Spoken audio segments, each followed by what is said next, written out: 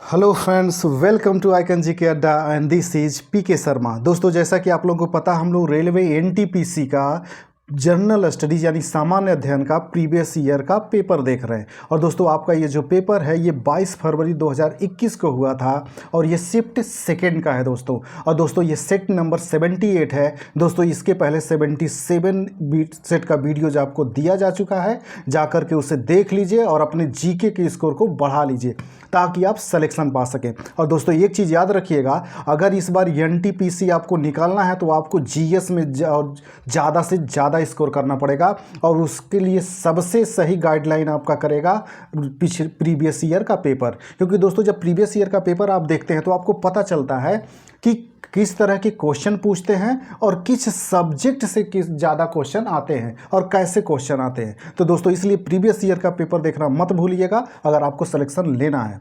और दोस्तों, जो लोग चैनल पर नए आए हुए हैं, चैनल को सब्सक्राइब कर लेंगे। वीडियो अच्छा लगता है तो इसे लाइक भी करें और शेयर भी करें ताकि ज़्यादा से ज़्यादा लोग इसका लाभ उठा सकें।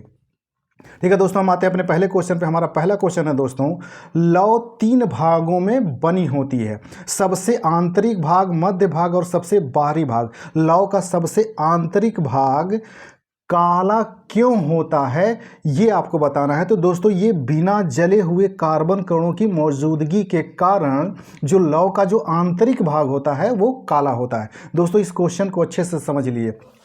जब आप कोई आग जलाते हैं, कोई जैसे मान लीजिए कैंडल, आप मोमबत्ती जलाते हैं इस तरह से, तो इस पे जो बनता है दोस्तों, ये जो लौ होती है इसके 3 भाग होते हैं। एक बाहर वाला भाग होता है इसमें और फिर एक अंदर का भाग। इस तरह से इसमें 3 भाग होते हैं। तो जो अंदर वाला भाग होता है दोस्तों, ये वाला हिस्सा ये काला होता है। और ये क्यों काला होता है? क्योंकि यहाँ पे बिना जले हुए कार्बन के कण मौजूद होते हैं जिसकी वजह से ये काला होता है। तो इसको याद रखिएगा दोस्तों। और ये टफ क्वेश्चन है साइंस का और फिजिक्स का, अच्छा क्वेश्चन है, ऐसे क्वेश्चन रिपीट होते हैं। अगला दोस्तों, मानव शरीर में इंसुलिन इनमें से कौन सा कार्य करता है? तो दोस्तों, इंसुलिन का जो कार्य होता है यह नियंत्रित करता है कि शरीर को ग्लूकोज और वसा का उपयोग और संग्रहण कैसे करना है। दोस्तों, यहाँ पे इंसुलिन आया है तो आप जान लीजिए कि इंसुलिन के बारे में थोड़ा सा। इंसुलिन जो होता है दोस्तों, ये हार्मोन होता है। और दोस्तों, ये जो हार्मोन होता है इंसुलिन, ये प्रोटीन प्रकृति का होता है। और ये दोनों का आपसे क्वेश्चन पूछा गया है कि इंसुलिन क्या होता है, तो वहाँ पे आंसर दिया गया था कि यह एक प्रोटीन प्रकृति का हार्मोन होता है। और दोस्तों, ये इंसुलिन का सिक्रीशन यानी श्रवण शरीर का कौन सा भाग करता है? तो दोस्तों, जो अग्न्याशय होता है, अग्न्याशय जो आपका दोस्तों पैनक्रियाज जिसे कहा जाता है इंग्लिश में, इसी अग्न्याशय की दोस्तों एक बीटा कोशिका होती है। इसी बीटा कोशिका के माध्यम से इंसुलिन का सिक्रीशन होता है जो शरीर में ग्लूकोज की और वसा की मात्रा को नियंत्रित करता है, खास करके ग्लूकोज की मात्रा को। और दोस्तों, जिस व्यक्ति में यही इंसुलिन सही से इंसुलिन का सिक्रीशन सही से नहीं हो पाता है, उसी को मधुमेह रोग हो जाता है।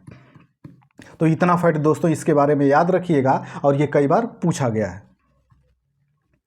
अगला क्वेश्चन है दोस्तों, इनमें से किस देश ने भारत को वर्ष 1975 में अपना पहला कृत्रिम उपग्रह प्रक्षेपित करने के लिए सहायता प्रदान किया था? तो दोस्तों, ये सोवियत संघ ने किया था, जो वर्तमान में टूट करके केवल रूस बचा है। तो दोस्तों, ये सोवियत संघ का नाम दिया रहेगा या फिर रूस का नाम दिया रहेगा, तो आप कंफ्यूज मत होना इसमें।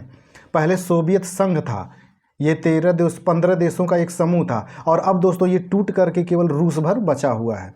और दोस्तों, ये जो पहला उपग्रह था, इसलिए आप इसको याद रखेंगे कि भारत का पहला जो कृत्रिम उपग्रह था वो किस वर्ष प्रक्षेपित किया गया था? तो वर्ष 1975 में यह प्रक्षेपित किया गया था। ये दोस्तों इंपॉर्टेंट है और इसको पूरी तरह से याद रखिएगा।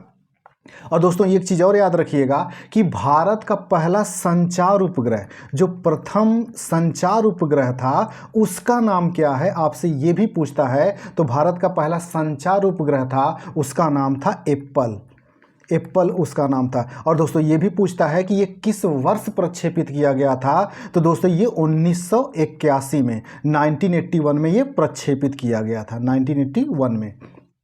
और दोस्तों, इसी से जुड़ा हुआ कुछ संस्थाओं के नाम हैं जो आपके एनटीपीसी में कई बार पूछा गया, तो उनके बारे में भी जान लीजिए। जैसे दोस्तों, इसमें एक याद रखिएगा, भारतीय अंतरिक्ष अनुसंधान समिति। दोस्तों और इसरो। तो दोस्तों याद रखिएगा कि जो भारतीय अनुसंधान समिति थी, भारतीय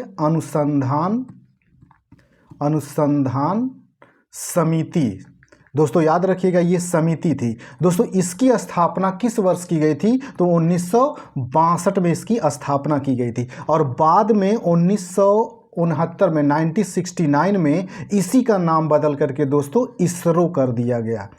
तो इसको याद रखिएगा, ये भारतीय अनुसंधान समिति की स्थापना की गई। दोस्तों याद रखिएगा इसका पूरा नाम है भारतीय अंतरिक्ष अनुसंधान समिति और इसी की स्थापना 62 में की गई थी और 1969 में इसी का नाम बदल के इसरो कर दिया गया। और दोस्तों आपसे ये भी पूछता है कि इसरो का फुल फॉर्म क्या होता है, इसका पूर्ण रूप क्या होता है, तो ये भी याद रखिएगा और ये कई बार पूछा गया है। तो इसका होता है दोस्तों इंडियन स्पेस रिसर्च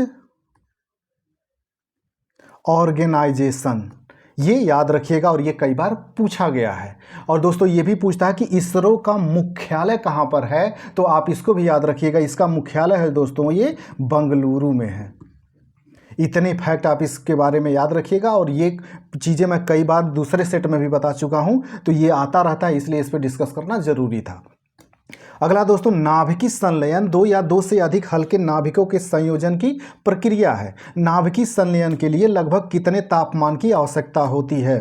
तो दोस्तों नाभिकीय संलयन की प्रक्रिया संपन्न कराने के लिए 1000 मिलियन कैलोरी की ऊर्जा की तापमान की आवश्यकता होती है। और दोस्तों याद रखिएगा ये नाभिकीय संलयन जो है सीधे सीधे पूछ लेता है आपसे कि नाभिकीय संलयन में क्या होता है। तो नाभिकीय संलयन में दोस्तों दो हल्के हल्के जो नाभिक होते हैं ये संयोजित होते हैं, यानी कि जुड़ते हैं।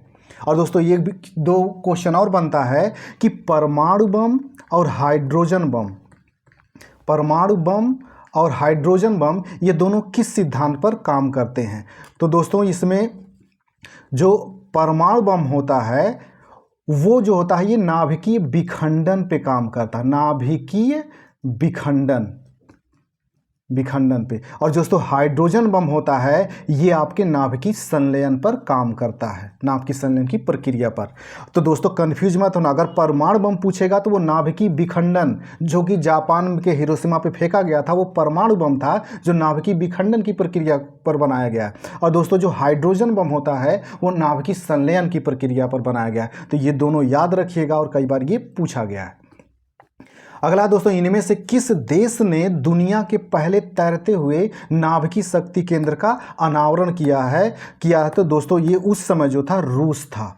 और दोस्तों ये करंट का क्वेश्चन था, ऐसा कोई करंट होता है दोस्तों तो इसको याद रखिएगा, ऐसे क्वेश्चन आपसे पूछे जाते हैं तो करंट में ऐसे क्वेश्चन को तैयार रखिएगा। और दोस्तों जो लोग चैनल पर नए आए हुए हैं चैनल को सब्सक्राइब कर लेंगे, वीडियो अच्छा लगता है तो इसे लाइक भी करें दोस्तों और शेयर भी करें ताकि ज़्यादा से ज़्यादा लोग इसका लाभ उठा सकें। अगला दोस्तों गूगल ड्राइव, स्काई ड्राइव और ड्रॉप बॉक्स इनमें से किसके आदर्श उदाहरण है? तो दोस्तों ये जो उदाहरण होते हैं ये क्लाउड स्टोरेज सेवाएँ हैं। दोस्तों ये सब जितने दी गई हैं ये स्टोरेज होती हैं, इसमें डेटा को स्टोर किया जाता है। और इन तीनों का नाम याद रखिएगा, यहाँ से सिंगल क्वेश्चन पूछ लेता है कि गूगल ड्राइव का उपयोग किस लिए किया जाता है या गूगल ड्राइव क्या है? तो ये क्लाउड स्टोरेज सेवाएं हैं। अगला दोस्तों रक्त को हृदय से वृक्क तक लेकर जाती है। तो दोस्तों ये पूछ रहा है कि कौन जो है रक्त को हृदय से वृक्क तक यानी हृदय से किडनी तक लेकर के जाती है, इसे कहा जाता है दोस्तों, इसे वृक्क धमनी कहा जाता है, इसे वृक्क धमनी कहा जाता है। और दोस्तों याद रखिएगा, अब यहाँ पे रक्त की बात आई है, रक्त परिसंचरण की, तो याद रखिएगा दोस्तों जो धमनी होती है वो मूल रूप से क्या कार्य करती है कि ये हृदय से शरीर के अन्य भागों में रक्त को पहुंचाती है। और दोस्तों वहीं पे जो शिराएं होती हैं, जो शिरा होती है दोस्तों, ये शिराएं क्या करती हैं, शरीर के अन्य भागों से ये हृदय तक रक्त को लेकर के आती हैं। और दोस्तों इसी में एक क्वेश्चन और बनता है, उसको भी जान लीजिएगा, कन्फ्यूजन करने के लिए अक्सर बनाया जाता है कि जो फुफ्फुस शिरा होती है दोस्तों, दो शब्द यहाँ पे यूज किया जाता है, फुफ्फुस फुफ्फुस सिरा। फुफ्फुस का मतलब होता है दोस्तों हृदय जो होता है, हम फिर जो लंग्स होता है उसी को हम फुफ्फुस बोलते हैं। तो फुफ्फुस फिर सिरा और फुफ्फुस धमनी 2 शब्द होता है, इसको याद रखिएगा, फुफ्फुस सिरा और फुफ्फुस धमनी। तो दोस्तों याद रखिएगा ये फुफ्फुस सिरा जो होती है इसमें जो होता है शुद्ध रक्त होता है। अब सोच रहे हैं दोस्तों, अभी मैंने बताया कि जो सिराएं होती हैं उसमें क्या होता है, अशुद्ध रक्त होता है, लेकिन जो एक फुफ्फुस सिरा होती है इसमें शुद्ध रक्त होता है, इसीलिए क्वेश्चन पूछता है, क्योंकि ये उल्टा हो गया। इसी तरह से फुफ्फुस धमनी जो होती है दोस्तों, तो आपने पहले सुना कि धमनी जो होती है इसमें शुद्ध रक्त होता है, लेकिन जो फुफ्फुस धमनी होती है इसमें अशुद्ध रक्त होता है। तो ये आप याद रखेंगे, और कई बार ये कंफ्यूज करने के लिए पूछ लेता है कि फुफ्फुस सिराओं में किस प्रकार का रक्त होता है। तो ये सिराएं जिसमें अशुद्ध रक्त होना चाहिए, लेकिन इसमें जो होता है शुद्ध रक्त होता है। और इसी प्रकार फुफ्फुस धमनी जो होती है इसमें होना चाहिए शुद्ध रक्त, लेकिन इसमें अशुद्ध रक्त होता है। तो कंफ्यूज मत होना, इसको अच्छे से पढ़ लेना और गलत मत करना। अगला दोस्तों, भारत के नाभिकी ईंधन मिश्रण कहाँ स्थित है? तो दोस्तों भारत का जो नाभिकी ईंधन मिश्रण है वो हैदराबाद में स्थित है, तो इसको याद रखिएगा। और दोस्तों एक चीज़ और याद रखिएगा, कई संस्थाओं के बारे में आपसे यहाँ पूछा जाता है, तो वो याद रखिएगा। दोस्तों आपसे पूछता है कि इंदिरा गांधी परमाणु अनुसंधान केंद्र, तो दोस्तों इंदिरा गांधी परमाणु अनुसंधान केंद्र, तो ये जो है दोस्तों ये आपका कहाँ पे स्थित है? तो ये कलपक्कम में स्थित है। और दोस्तों ये कई बार पूछा गया है कि ये कलपक्कम कहाँ पे है? तो ये कलपक्कम जो है आपके तमिलनाडु में है, ये इसको याद रखिए। इसी तरह से दोस्तों आपसे पूछता है कि भाभा के बारे में, भाभा परमाणु अनुसंधान केंद्र, तो दोस्तों ये भाभा परमाणु अनुसंधान केंद्र जो है ये कहाँ पर है, ये भी आपसे पूछता है। तो भाभा परमाणु अनुसंधान केंद्र है जो है दोस्तों ये ट्राम्बे में है। और दोस्तों ये भी पूछता है कि ये ट्राम्बे कहाँ पर है? तो ये ट्राम्बे जो है दोस्तों ये महाराष्ट्र में है, यानी कि महाराष्ट्र में। तो इतना इन संस्थाओं के बारे में याद रखिएगा। और ये जो क्वेश्चन है भारत का नाभिकीय ईंधन मिश्रण, ये तो हैदराबाद में है ही। अगला दोस्तों, लेजर का पूर्ण रूप क्या है? तो दोस्तों लेजर का जो पूर्ण रूप होता है इसका होता है light amplification by stimulated emission of radiation. और दोस्तों ये लेजर वाला कई बार पूछा गया है, तो इसको रट्टा मार जाइएगा।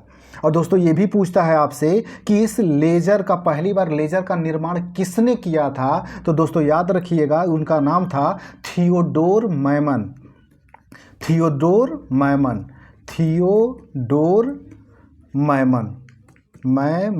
दोस्तों एक्चुअली मेरा ये स्टाइलस पेन सही चल नहीं रहा है, तो आप लोग जो मैं बोल रहा हूँ उस पर ज़्यादा ध्यान दीजिएगा, क्योंकि लिखने में ये कहीं भी लिख रहा है कभी नहीं लिख रहा। थियोडोर मैमन इनका नाम था।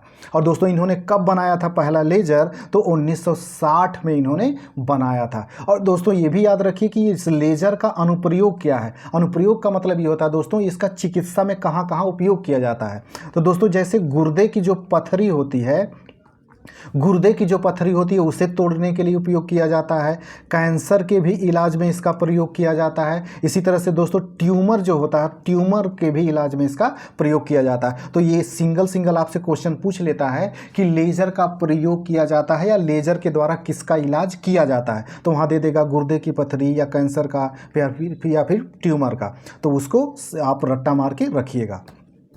अगला दोस्तों, कंप्यूटर प्रोग्रामिंग में वायरस का सही पूर्ण रूप क्या है? दोस्तों अक्सर आपने सुना होगा कि कंप्यूटर में वायरस आ गया या लैपटॉप में या टैब में वायरस आ गया। तो ये जो वायरस शब्द है इसका फुल फॉर्म क्या है, आपसे यही पूछ रहा है। तो दोस्तों ये जो क्वेश्चन है ये वेरी इंपॉर्टेंट है, तो इसको याद रखिएगा। इसका होता है दोस्तों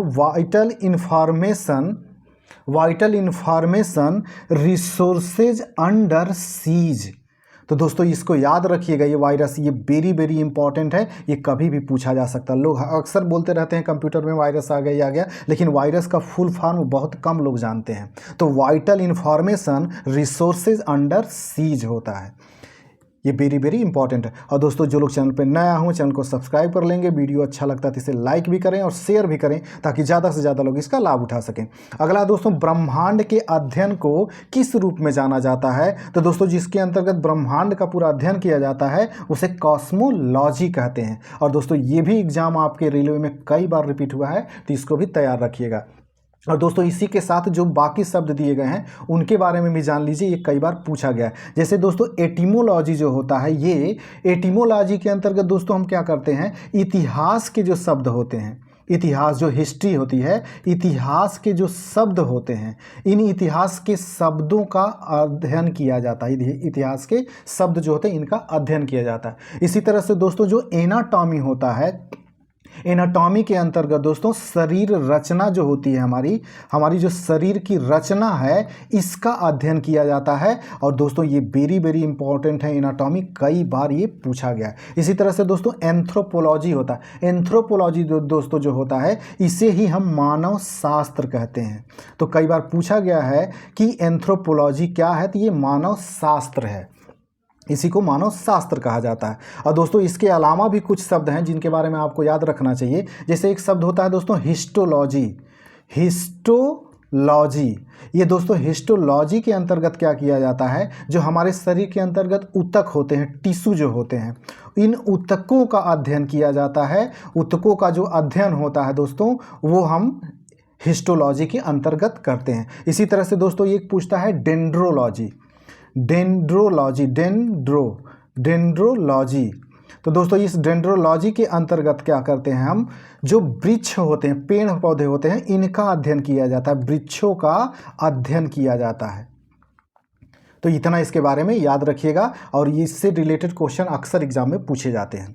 अगला दोस्तों, निम्नलिखित में से कौन सा एक अनवीकरणीय संसाधन नहीं है? तो दोस्तों अनवीकरणीय संसाधन नहीं है तो दोस्तों सौर ऊर्जा जो होती है ये नवीकरणीय संसाधन होती है, यानी ये अनवीकरणीय संसाधन नहीं है। दोस्तों याद रखिएगा, नवीकरणीय संसाधन और अनवीकरणीय संसाधन दोनों में क्या अंतर होता है? दोस्तों अनवीकरणीय संसाधन वे होते हैं जिनका पुनर्निर्माण नहीं किया जा सकता, पुनर्निर्माण नहीं किया जा सकता और ये वक्त के साथ समाप्त भी हो जाएंगे। जैसे कि पेट्रोलियम, प्राकृतिक गैस, कोयला, ये सब जो हैं आने वाले समय में समाप्त हो जाएंगे। लेकिन नवीकरणीय वो होते हैं दोस्तों जिनका दोबारा हम उपयोग भी कर सकते हैं और भविष्य में इनके समाप्त होने की संभावना भी बहुत कम है।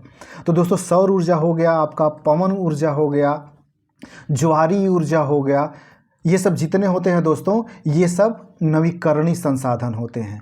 और आपसे अक्सर पूछता है कि कौन कौन से नवीकरणीय संसाधन होते हैं, तो इसको जो मैंने बताया उसको लिख लीजिएगा और रट्टा मार के रखिएगा, ऐसे क्वेश्चन बनते हैं। अगला क्वेश्चन है दोस्तों, राष्ट्रीय युद्ध स्मारक कहाँ स्थित है जिसका उद्घाटन प्रधानमंत्री श्री नरेंद्र मोदी द्वारा किया गया था? तो दोस्तों इसका जो उद्घाटन किया गया था ये नई दिल्ली में किया गया था, नई दिल्ली में। अगला क्वेश्चन है दोस्तों, इनमें से किसने 1982 में भारत के प्रथम अंटार्कटिका अभियान का नेतृत्व किया था? और दोस्तों सेम इसी तरह का क्वेश्चन आया हुआ था इसके पहले किसी पिछले सेट में, जिसके बारे में मैंने पूरा डिटेल्स बताया था अंटार्कटिका अभियान के बारे में। तो इस क्वेश्चन का आंसर है दोस्तों, वे भारत के प्रथम अंटार्कटिका अभियान का नेतृत्व किए थे डॉक्टर एस जेड कासिम। दोस्तों एस जेड कासिम का पूरा नाम भी याद रख लीजिए क्योंकि अक्सर पूछता है। इनका पूरा नाम है सैयद जहूर कासिम।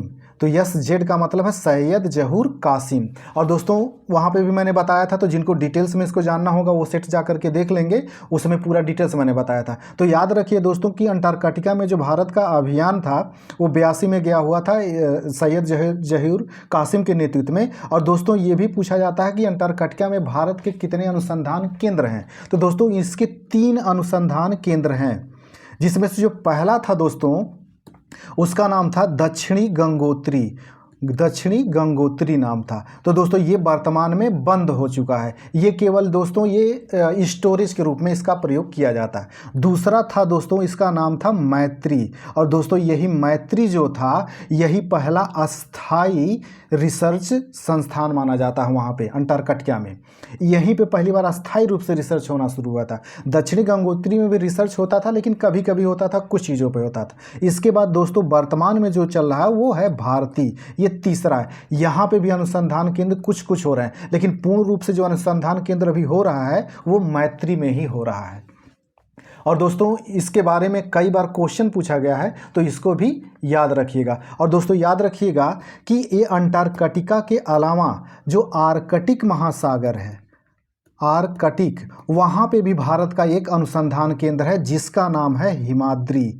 हिमाद्री। और दोस्तों ये हिमाद्री जो है ये कहाँ पे स्थित है, किस देश में स्थित है वहाँ पे, ये भी पूछता है, तो ये नॉर्वे देश में स्थित है। तो ये भी याद रखेगा। अंटार्कटिका में 3 है अनुसंधान केंद्र और आर्कटिक में केवल 1 है जिसका नाम हिमाद्री है, और वो भी नॉर्वे देश में स्थित है। और दोस्तों ये इसके अलावा ये भी याद रखिएगा कि अंटार्कटिका महाद्वीप को अन्य किस नाम से जाना जाता है, ये भी आपसे पूछता है। तो इसको द आइस के नाम से भी जाना जाता है, और इसके बाद इसको दक्षिणी ध्रुव के नाम से भी जाना जाता है। दक्षिणी ध्रुव, द आइस या दक्षिणी ध्रुव के नाम से जाना जाता है। और दोस्तों ये भी है, एक अंटार्कटिका में एक झील पाई जाती है जो कई बार आपसे पूछा जाता है कि वो झील कहाँ स्थित है, तो झील का नाम है वोस्टोक।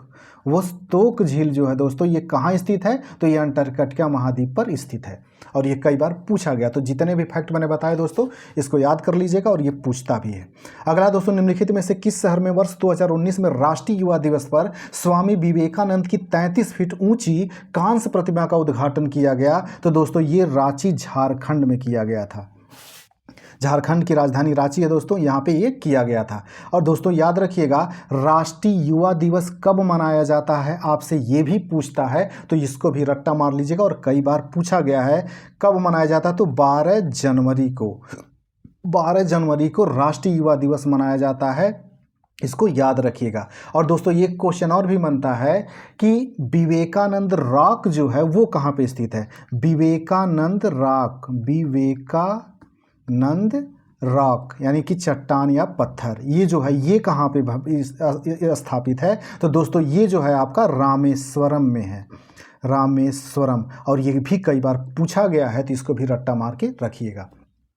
और दोस्तों एक चीज़ ये भी पूछता है कि शिकागो में जो विश्व धर्म सभा का सम्मेलन हुआ था शिकागो में, यहाँ पे भाग कौन लिया था, कौन भारतीय, तो स्वामी विवेकानंद ही थे जिन्होंने इसमें भाग लिया था। और दोस्तों इन्होंने कब भाग लिया था, तो 1893 में वहाँ पे भाग लिया था। दोस्तों ये डेट मैं कंफर्म नहीं हुआ, 1893 इसको देख लीजिएगा। 1893 था या इसे कुछ था, इसको क्लियर कर लीजिएगा दोस्तों, जस्ट मिनट दोस्तों। तो दोस्तों याद रखिएगा ये जो हुआ था शिकागो विश्व धर्म सम्मेलन, ये 1893 में ही हुआ था। तो ये इतना इनके बारे में याद रखिएगा। अगला को दोस्तों जो लोग चैनल पे नया हुए हैं चैनल को सब्सक्राइब कर लेंगे, वीडियो अच्छा लगता है तो इसे लाइक भी करें और शेयर भी करें ताकि ज़्यादा से ज़्यादा लोग इसका लाभ उठा सकें। अगला दोस्तों, भारत सरकार के प्रमुख कार्यक्रम प्रधानमंत्री वय वंदन योजना का मुख्य एजेंडा क्या है? तो दोस्तों इसका मुख्य एजेंडा है कि जो वरिष्ठ नागरिकों के लिए न्यूनतम आरंभिक निवेश करने के बाद 8% की गारंटी वापसी पर सुनिश्चित पेंशन। और दोस्तों ये जो वय वंदना योजना थी, प्रधानमंत्री वय वंदन योजना, ये किस वर्ष शुरू की गई थी ये भी आपसे पूछा जाता है। तो दोस्तों ये जो शुरू की गई थी 2017 में शुरू की गई थी, 2017 में। अगला क्वेश्चन है दोस्तों, इनमें से कौन सा युग्म वाद्य और कलाकार सुमेलित नहीं है? तो दोस्तों इसमें सुमेलित कौन नहीं है ये बताना है। तो दोस्तों ये पखावज जो शिव कुमार शर्मा है ये सुमेलित नहीं है। बाकी जो है दोस्तों तबला जो है किशन महाराज बजाते हैं, सितार जो है पंडित रविशंकर बजाते हैं, और सरोद वादन जो है दोस्तों ये अमजद अली खान का है, खान बजाते हैं। और दोस्तों पखावज के अलावा ये जो शिव कुमार शर्मा है दोस्तों ये संतूर वादक हैं। शिव कुमार शर्मा जो है दोस्तों ये संतूर वादक हैं, और ये कई बार पूछा गया है कि शिव कुमार शर्मा का संबंध किससे है। और दोस्तों इसमें जितने नाम दिए गए हैं ये सब रट्टा मार जाइएगा, क्योंकि ये सिंगल क्वेश्चन पूछा जाता है कि जैसे पूछ लेगा कि पंडित रविशंकर किससे संबंधित है, तो वहाँ ऑप्शन में रहेगा सितार। इसी तरह से तबला, सरोद, इन सब का पूछा जाता है। और दोस्तों पखावज बजाने के लिए एक जाने जाते हैं जिनका काफ़ी नाम फेमस है, पंडित मदन मोहन। इनका नाम है दोस्तों पंडित मदन मोहन, जो पखावज के लिए जाने जाते हैं। अगला क्वेश्चन है दोस्तों, 8 अप्रैल 2015 को शुरू की गई उस योजना का नाम बताइए जिसके अंतर्गत उप योजना शिशु के तहत 50,000, उप योजना किशोर के तहत 50,000 से 5 लाख के बीच और उप योजना तरुण के तहत 5 लाख से 10 लाख के बीच का ऋण प्रदान किया जाता है। तो दोस्तों ये जो थी आपकी प्रधानमंत्री मुद्रा योजना थी। तो दोस्तों इसमें याद रखिएगा, प्रधानमंत्री जो मुद्रा योजना है ये कब शुरू किया गया था, तो 8 अप्रैल 2015 को शुरू किया गया था। और दोस्तों ये भी क्रम याद रखिएगा, इसमें जो शिशु लोन दिया जाता है वो 50,000 तक दिया जाता है, और जो किशोर इसमें लोन दिया जाता है वो 50,000 से 5 लाख है, और जो तरुण वाला है दोस्तों ये 5 लाख से 10 लाख है। तो इन तीनों के बारे में याद रखिएगा, ये सीधे सीधे क्वेश्चन कभी पूछ लेगा कि प्रधानमंत्री मुद्रा योजना के तहत तरुण के तहत कितना लोन दिया जाता है या ऋण दिया जाता है, तो 5 लाख से 10 लाख, इसी तरह से क्वेश्चन इसमें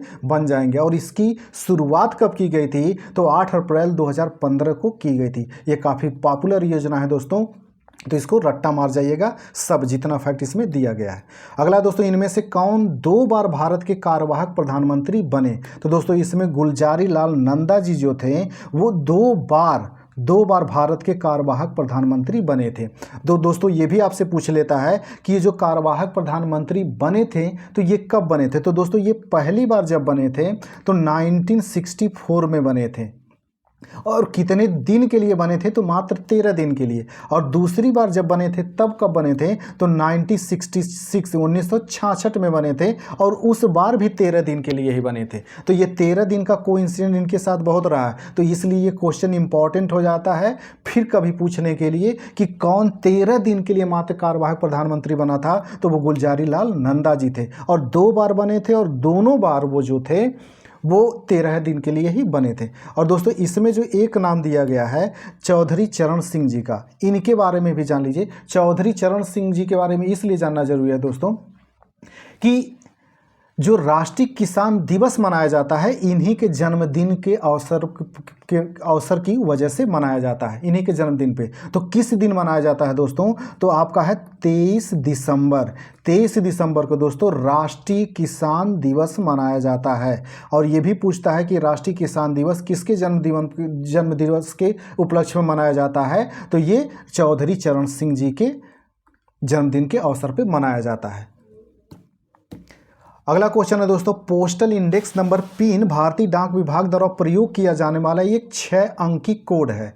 कोड के पहले 2 अंक एक साथ इनमें से किसे निर्दिष्ट करते हैं, तो दोस्तों पहले जो 2 कोड होता है वो जो होता है ये उप क्षेत्र या किसी एक पोस्टल सर्कल को, तो इसको याद रखिएगा, उप क्षेत्र या किसी एक पोस्टल सर्कल को वो शो करता है। और दोस्तों इसका पिन का फुल फॉर्म क्या होता है ये भी आपसे पूछता है, तो यहाँ पे दिया गया है पोस्टल इंडेक्स नंबर, तो इसको रट्टा मार जाइएगा, पिन का फुल फॉर्म, ये कई बार पूछा गया है, आगे भी पूछा जाएगा। अगला दोस्तों, इनमें से कौन से स्वतंत्रता सेनानी मोतीलाल नेहरू के साथ स्वराज पार्टी के सह संस्थापक थे, तो दोस्तों चित्तरंजन दास जी जो थे वो और मोतीलाल नेहरू ने मिलकर के स्वराज पार्टी की स्थापना किया था। और दोस्तों स्वराज पार्टी आया है तो इसके बारे में जान लीजिए, इसके बारे में कई क्वेश्चन बनता है। पहला तो यही बनता है दोस्तों कि स्वराज पार्टी की स्थापना किन लोगों ने किया था, तो मोतीलाल नेहरू और चित्तरंजन दास जी मिलकर के किए थे। किस वर्ष में किया था दोस्तों, तो 1923 में इसकी स्थापना इन्होंने किया था। और कहाँ पर किया था दोस्तों, तो वर्तमान में जो प्रयागराज आपका इलाहाबाद है वहाँ पे इन्होंने किया था, प्रयागराज में, इलाहाबाद में, ये इलाहाबाद। तो इतना फैक्ट इसके बारे में याद रखिएगा, और ये कई बार पूछा गया है।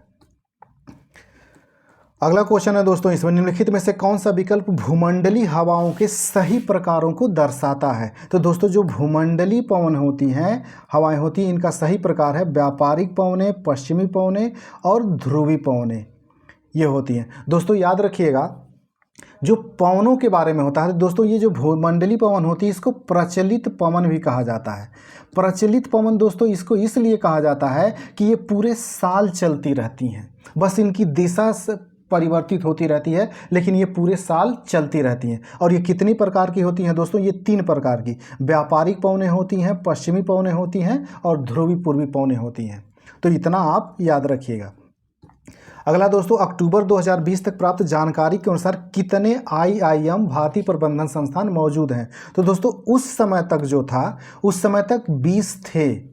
ये अक्टूबर 2020 तक की बात कर रहा है, तो उस समय 20 थे। लेकिन आज वर्तमान में नवंबर 2024 तक दोस्तों इस समय टोटल 21 हो गई हैं। तो इसको याद रखिएगा। और दोस्तों 22वां जो है वो बन रहा है IIM, वो IIM गुवाहाटी है, गुवाहाटी। और ये गुवाहाटी कहाँ पे है दोस्तों? असम में है। तो याद रखिएगा, ये 22वां बन रहा है, अभी ये कंप्लीट नहीं होगा। तो वर्तमान में कितने हैं? अभी 21 हैं। इसका जब उद्घाटन हो जाएगा तब इसे जोड़ा जाएगा, इसको याद रखिएगा। अगर पूछेगा कि कितने हैं तो वर्तमान में 21 हैं। अगला दोस्तों, इनमें से किस कंपनी के पास कूका रोबोटिक्स औद्योगिक रोबोट का स्वामित्व है? तो दोस्तों ये जो स्वामित्व है ये माइडिया समूह चीन के पास है। और दोस्तों ये करंट का उस समय क्वेश्चन था। तो दोस्तों इधर जितने भी रोबोट के बारे में आपने सुना होगा, रोबोट से संबंधित जो भी करंट में मैटर होगा उसको तैयार करके रखिएगा, और वो बार बार पूछा जा रहा है।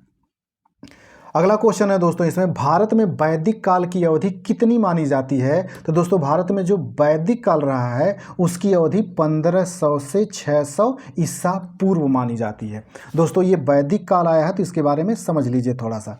दोस्तों वैदिक काल जो है, वैदिक काल का पूरा जो कार्यकाल होता है वो 1500 से 600 ईसा पूर्व होता है। दोस्तों याद रखना, ये ईस्वी नहीं होता है, ये ईसा पूर्व यानी कि BC, बिफोर क्राइस्ट होता है ये। तो जो वैदिक काल है दोस्तों इसको 2 भागों में बांटते हैं। एक को कहते हैं दोस्तों ऋग्वैदिक, एक को कहा जाता है दोस्तों ऋग्वैदिक काल। एक को बोला जाता है इसमें ऋग्वैदिक काल।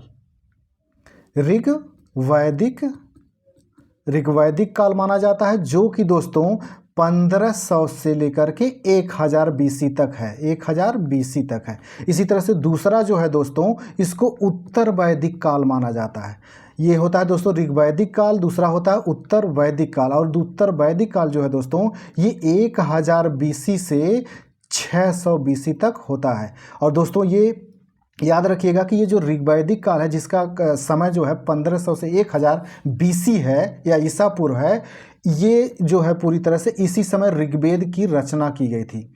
दोस्तों जो ऋग्वेद है इसकी रचना इसी समय की गई थी। और बाकी जो उत्तर वैदिक काल है दोस्तों, इसके दौरान ऋग्वेद के अलावा जो 3 वेद और हैं, कुल वेदों की संख्या दोस्तों है 4, याद रखिएगा। तो पहला वेद जो ऋग्वेद है, इस ऋग्वेद की जो स्थापना की निर्माण हुआ था ये हुआ था वैदिक काल में। और बाकी जो है दोस्तों यजुर्वेद जो है, जो आपका यजुर्वेद है, सामवेद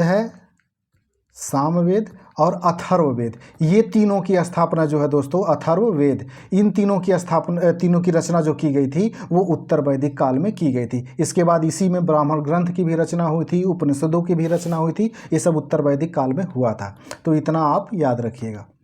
और दोस्तों ये भी आपसे पूछता है कि सबसे पुराना वेद कौन सा है? तो दोस्तों सबसे पुराना वेद जो होता है वो ऋग्वेद ही होता है, ऋग्वेद,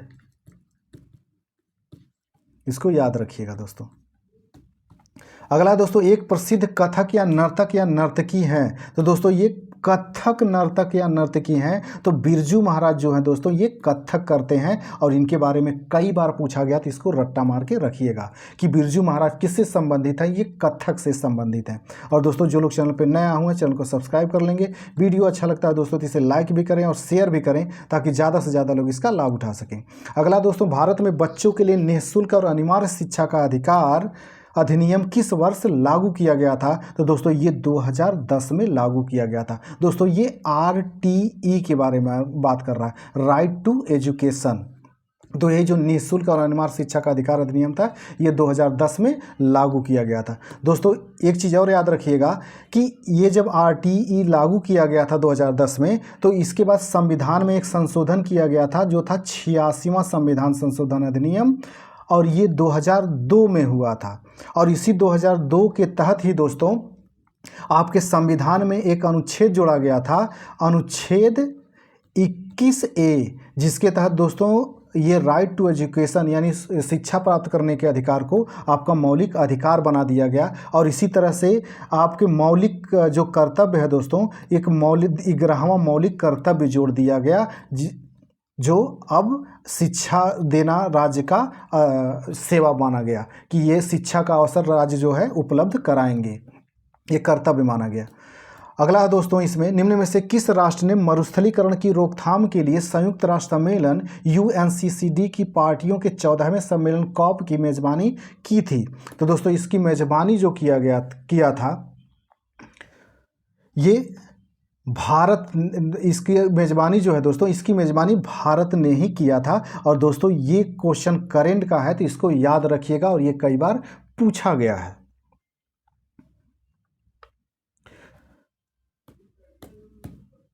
दोस्तों एक चीज़ यहाँ पे गड़बड़ हो गया, इसको याद रखिएगा। ये 28 नंबर क्वेश्चन मैंने ध्यान नहीं दिया। 28 नंबर क्वेश्चन पूछ रहा है दोस्तों, यूरोपीय संघ की स्थापना किस वर्ष हुई थी? तो दोस्तों यूरोपीय संघ की जो स्थापना हुई थी 1993 में हुई थी। अब दोस्तों यूरोपीय संघ की बात आई है, तो यूरोपीय संघ के बारे में कुछ आप जान लीजिए। दोस्तों पहला तो यही पूछता है कि यूरोपीय संघ की स्थापना कब हुई थी? तो 1993 हुई थी। ये भी पूछता है दोस्तों कि किस संधि के तहत की गई थी? तो दोस्तों एक मास्ट्रिच संधि थी, मास्ट्रिच संधि थी, जिसके तहत इसकी स्थापना की गई थी। और ये भी आपसे कई बार पूछा गया है। और दोस्तों ये भी पूछा गया था कि जब इसकी स्थापना हुई थी तो कितने देश इसमें शामिल थे? तो टोटल इसमें 12 देश शामिल थे। और दोस्तों ये भी पूछता है कि वर्तमान में इसमें कितने देश हैं? तो वर्तमान में टोटल 27 देश हैं। और दोस्तों इसका जो नवीन अभी ये देश बना हुआ है, नया नया जो इसकी सदस्यता लिया है, वो है क्रोएशिया देश है, जो इसका 27वां सदस्य बना था, क्रोएशिया। और दोस्तों ये भी पूछता है कि यूरोपीय संघ जो है इसका मुख्यालय कहाँ पर है? तो दोस्तों इसका जो मुख्यालय है ये ब्रुसेल्स में है। बेल्जियम की राजधानी जो ब्रुसेल्स है दोस्तों, यहाँ पर है। और दोस्तों ये भी पूछता है कि इस यूरोपीय संघ के कितने देशों के ने यूरो मुद्रा को अपनाया? एक्चुअली दोस्तों जो यूरोपीय संघ के कुछ देश हैं, 19 देश हैं दोस्तों, टोटल देशों की संख्या है 19 जो यूरो मुद्रा को अपनाए हैं। यूरो मुद्रा, इसकी एक मुद्रा है, इस संगठन की जो है अपनी एक मुद्रा है जिसे यूरो कहा जाता है, और ये 19 देशों में यूरो मुद्रा प्रचलित है। तो इतने फैक्ट आप इसके बारे में, यूरोपीय संघ के बारे में याद रखेंगे। और ये कई बार पूछता है, तो जितने भी मैंने फैक्ट बताए उनको लिख भी लीजिएगा और रट्टा मार जाइएगा। अगला दोस्तों, भारत के राष्ट्रीय गीत की रचना इनमें से किसने की थी? तो दोस्तों भारत के राष्ट्रीय गीत की रचना जो है बंकिम चंद्र चट्टोपाध्याय ने किया था। तो दोस्तों इसमें कन्फ्यूज मत होना, ये कह रहा है राष्ट्रीय गीत, ये गान नहीं कह रहा है। अगर राष्ट्रीय गान की बात करता तो इसकी रचना रविन्द्रनाथ टैगोर ने किया था। और गीत और गान में अंतर होता है। गीत का मतलब हो गया दोस्तों, ये वंदे मातरम की बात कर रहा है, वंदे मातरम। और गीत और गान का मतलब हो गया ये जो जनगण मन अधिनायक होता है, जनगण मन अधिनायक होता है, ये होता है। इसकी रचना रविन्द्रनाथ टैगोर ने किया था। और राष्ट्रीय गीत की रचना बंकिम चंद्र चट्टोपाध्याय ने किया था। और ये भी पूछता है दोस्तों इसकी रचना किस किताब में किए थे? तो आनंद मठ नाम की एक पुस्तक थी, आनंद मठ, इसमें उन्होंने किया था। और किस भाषा में किया था? तो इसको संस्कृत भाषा में किया था। और दोस्तों ये भी पूछता है कि इसका अंग्रेजी में किसने अनुवाद किया था? तो दोस्तों इसका अंग्रेजी में जो अनुवाद किए थे वो अरविंद घोष ने इसका अंग्रेजी में अनुवाद किया था। तो इतना इसके बारे में याद रखिएगा, और ये कई बार पूछा गया है। अगला दोस्तों, मुगल साम्राज्य के शासनकाल के दौरान गैर मुस्लिम व्यक्तियों पर, दोस्तों याद रखिए, गैर मुस्लिम व्यक्तियों पर लगाए गए व्यक्ति कर को निर्दिष्ट करने के लिए किस शब्द का इस्तेमाल किया जाता था? तो दोस्तों इसके लिए जजिया था। जजिया जो था दोस्तों ये धार्मिक कर था। तो गैर जो मुस्लिम होते थे, जो गैर मुस्लिम होते थे, उन सबको ये देना पड़ता था। और दोस्तों ये जजिया आया है, तो जजिया के बारे में याद रखिए, कई फैक्ट आपसे पूछता है और इसको पूरी तरह से जान लीजिए।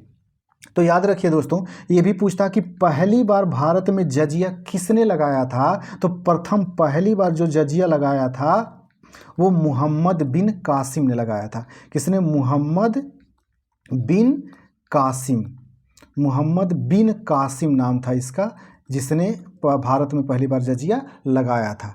और दोस्तों इसके बाद ये भी कई बार क्वेश्चन पूछा जाता है कि कितने लोग ऐसे हैं जिन्होंने जजिया को अपने समय में समाप्त कर दिया। तो दोस्तों इसमें जो पहला नाम आता है जैनुल आबदीन, कश्मीर का एक शासक था जैनुल आबादीन। दोस्तों ये जैनुल आबादीन कश्मीर का शासक था। इसने क्या किया था, जजिया को अपने समय में समाप्त कर दिया था। और दोस्तों इसी के कारण इसे कश्मीर का अकबर कहा जाता है, कश्मीर का अकबर। और दोस्तों ये कई बार पूछा गया है कि किसे कश्मीर का अकबर कहा जाता है, तो जैनुल आबदीन को कहा जाता है, ये अपनी धार्मिक नीतियों के कारण, और इसी ने जजिया अपने समय में समाप्त कर दिया था। इसी प्रकार से दोस्तों अकबर जो था, अकबर जो मुगल वंश का शासक था, जो हुमायूं का लड़का था, इसने भी आप 1564 में जजिया कर को समाप्त कर दिया था।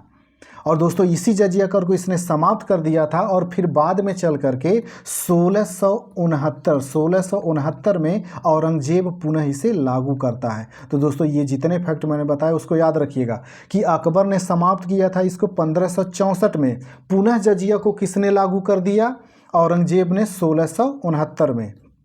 और दोस्तों ये भी आपसे पूछता है कि इसके बाद जब औरंगजेब ने लागू किया था तो फिर इसके बाद कौन इसे समाप्त किया था, तो मोहम्मद शाह रंगीला था, जो उत्तर मुगल कालीन शासक था, मोहम्मद शाह रंगीला। इसी के बारे में कहा जाता है कि मोहम्मद शाह रंगीला ने पूरी तरह से जजिया को समाप्त कर दिया था। और दोस्तों ये वही मोहम्मद शाह रंगीला है जिसके समय में नादिर शाह ने आक्रमण किया था, नादिर शाह का आक्रमण हुआ था और 1739 में करनाल का युद्ध हुआ था। तो इतना फैक्ट आप इसके बारे में याद रखेंगे। अगला दोस्तों, निम्नलिखित में से किस खिलाड़ी का उपनाम CR7 है, तो दोस्तों क्रिस्टियानो रोनाल्डो को CR7 के नाम से जाना जाता है। तो दोस्तों जो लोग चैनल पर नया हो चैनल को सब्सक्राइब कर लेंगे, वीडियो अच्छा लगता है तो इसे लाइक भी करें और शेयर भी करें ताकि ज़्यादा से ज़्यादा लोग इसका लाभ उठा सकें। अगला दोस्तों, दुनिया का सबसे बड़ा जल निकासी बेसिन कौन सा है, तो दोस्तों दुनिया का सबसे बड़ा जो जल निकासी बेसिन है वो अमेजन बेसिन है। दोस्तों ये बेसिन का मतलब समझ लीजिए, जैसे कोई एक मुख्य नदी होती है तो इसमें जितनी ज़्यादा नदियां आकर के मिलती हैं और जितने ज़्यादा क्षेत्र को ये कवर करती हैं, ये पूरे क्षेत्र को, तो इसी को इनका बेसिन कहा जाता है। तो दोस्तों जो अमेजन नदी है जो दक्षिणी अमेरिका महाद्वीप में है, अमेजन बेसिन जो दक्षिणी अमेरिका महाद्वीप में है, इसका जो जल ग्रहण क्षेत्र है यानी बेसिन है ये सबसे ज़्यादा है। लेकिन अगर दोस्तों पूछेगा तो विश्व की सबसे लंबी नदी जो है वो कौन सी है, तो दोस्तों सबसे लंबी नदी जो है वो नील नदी है। लेकिन अगर पूछेगा सबसे बड़ी नदी कौन सी है, तो वो हो जाएगी आपकी अमेजन, क्योंकि इसमें बहुत सारी नदियां आकर के मिलती हैं और बहुत ज़्यादा क्षेत्र को ये कवर करती हैं, इसलिए इसका बेसिन जो है काफ़ी बड़ा है। और आपसे यही क्वेश्चन ये पूछा गया है, तो कन्फ्यूज मत होना, नील बेसिन मत लगा देना कि विश्व की सबसे लंबी नदी है तो ये हो गया, नहीं, अमेजन बेसिन होता है। सबसे बड़ी नदी जो होती है अमेजन मानी जाती है और इसका जलग्रहण क्षेत्र सबसे ज़्यादा होता है। नील नदी तो सबसे लंबी है। अगला दोस्तों, इंग्लिश पेशेवर क्लब चेल्सी इनमें से किस खेल से संबंधित है, तो दोस्तों चेल्सी जो है ये फुटबॉल से संबंधित है। और दोस्तों एक बार ये क्वेश्चन और भी आपने रिपीट किया था, तो इसको रट्टा मार जाइएगा। अगला क्वेश्चन है दोस्तों, भारतीय संविधान में लोकायुक्त का क्या अर्थ है, तो दोस्तों लोकायुक्त का जो अर्थ होता है लोक सेवकों या किसी भी राजनेता के खिलाफ किसी व्यक्ति के भ्रष्टाचार की संबंधित शिकायत की जांच करने के लिए राज्य स्तर पर संचालित एक निकाय है। अगला क्वेश्चन है दोस्तों, इसमें श्री गुरु गोविंद सिंह जी ने खालसा पंथ की स्थापना कब किया था, तो दोस्तों खालसा पंथ की स्थापना 1699 में किया था। और दोस्तों ये आपके रेलवे में कई बार रिपीट हुआ है, तो इसको रट्टा मार जाइएगा कि खालसा पंथ की स्थापना कब की गई थी, 1699 में की गई थी। और किसने किया था, तो गुरु गोविंद सिंह जी ने किया था। तो दोस्तों यहाँ पे गुरु गोविंद सिंह जी के बारे में आप थोड़ा जान लीजिए, क्योंकि अक्सर गुरु गोविंद सिंह जी के बारे में क्वेश्चन आपसे पूछता रहता है। तो दोस्तों याद रखिए कि गुरु गोविंद सिंह जो थे ये सिखों के 10वें गुरु थे, 10वें गुरु थे। और दोस्तों ये अंतिम थे, इसके बाद कोई गुरु नहीं बना व्यक्ति। जो इनकी किताब है उसी किताब को दोस्तों उसी किताब को ही गुरु मान लिया गया है। और दोस्तों ये जो किताब है इसका नाम भी आपसे पूछता है, तो इसको भी जान लीजिए। गुरु ग्रंथ साहिब जो है दोस्तों, गुरु ग्रंथ साहिब, इसीलिए इसका नाम कहा जाता है दोस्तों गुरु ग्रंथ साहिब। गुरु ग्रंथ साहिब, यही गुरु ग्रंथ साहिब को ही उसके बाद से गुरु मान लिया गया। और दोस्तों गुरु गोविंद सिंह के बारे में और पूछता है कि इनका जन्म कहाँ हुआ था। तो दोस्तों इनका जन्म जो हुआ था वो पटना साहिब में हुआ था, पटना साहिब। और दोस्तों ये भी पूछता है कि ये पटना साहिब किस राज्य में है। तो ये बिहार राज्य में है। कहाँ पे है दोस्तों, ये बिहार राज्य में है। और दोस्तों ये भी पूछता है कि गुरु गोविंद सिंह को अन्य किस नाम से जाना जाता है। तो दोस्तों गुरु गोविंद सिंह का अन्य नाम जो है, इन्हें सच्चा बादशाह के नाम से भी जाना जाता है, सच्चा बादशाह। और दोस्तों ये भी आपसे पूछता है कि इन्होंने एक किताब लिखी थी, उस किताब का नाम क्या है। तो दोस्तों ये जो इन्होंने किताब लिखा था उस किताब का नाम है जफरनामा। और ये जफरनामा दोस्तों काफ़ी फेमस किताब है और कई बार पूछा गया है कि जफरनामा के लेखक कौन हैं। तो ये गुरु गोविंद सिंह जी ही है। और दोस्तों जो सिखों के 5 जो प्रतीक होते हैं या 5 प्रतीक माने जाते हैं, जिन्हें 5K के नाम से आप याद कर सकते हैं, वो गुरु गोविंद सिंह ने ही बनाया था। 5K का मतलब हो गया दोस्तों, पहला इसका मतलब होता है केस, पहला का मतलब हो गया केस, दूसरा हो गया कंघा, तीसरा होता है दोस्तों कड़ा, चौथा होता है दोस्तों कच्छा और पांचवा होता है दोस्तों कृपाण। ये 5K हैं जो इसका प्रचलन किया था, ये गुरु गोविंद सिंह जी ने ही किया था और ये कई बार पूछा गया था। और दोस्तों गुरु गोविंद सिंह जी ने जो सिखों का प्रचलित नारा है वाहे गुरु जी दा खालसा वाहे गुरु जी दी फतेह, ये भी गुरु गोविंद सिंह ने ही दिया था। तो इतने गुरु गोविंद सिंह जी के बारे में फैक्ट याद रखिएगा, आपसे पूछता है।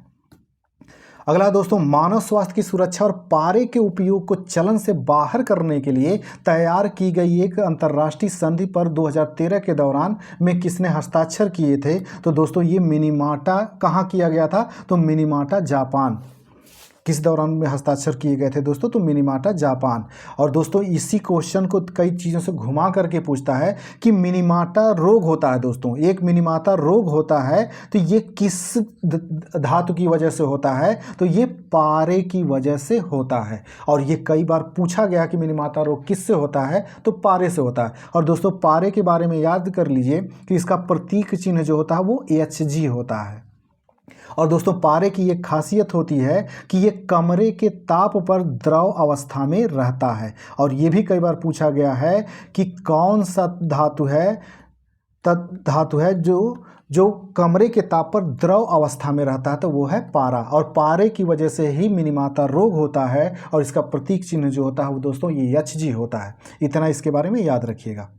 और दोस्तों ये मिनीमाटा जगह कहाँ पे है ये भी पूछ लीजिएगा, ये जान लीजिएगा, ये जापान में है।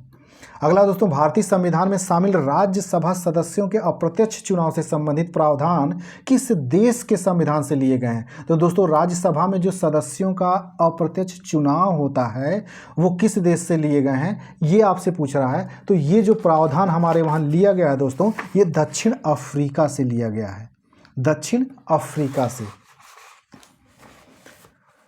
और दोस्तों ये भी याद रखिएगा, कई बार पूछा गया है कि भारत का जो मौलिक अधिकार, जो संविधान में मौलिक अधिकार लिए गए हैं वो किस देश के संविधान से लिए गए हैं। तो दोस्तों जो मौलिक अधिकार है वो USA के संविधान से लिए गए हैं। और दोस्तों ये भी पूछता है कि हमारे वहाँ जो संसदीय व्यवस्था है वो किस देश से ली गई है। तो वो इंग्लैंड से ली गई है। और दोस्तों ये भी पूछता है कि जो आपातकाल की हमारे वहाँ व्यवस्था की गई है वो किस देश से ली गई है। तो वो जर्मनी से ली गई है। इतना आप याद रखेंगे।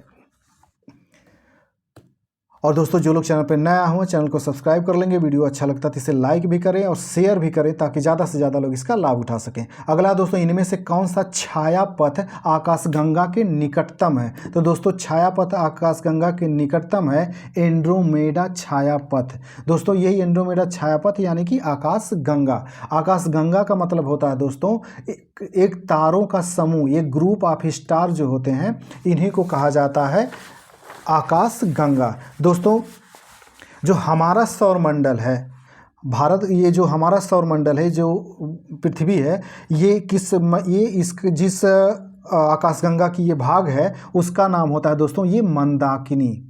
मंदाकिनी भी कहा जाता है दोस्तों, या फिर इसी को मिल्की वे या दुग्ध मेखला भी कहा जाता है, दुग्ध मेखला।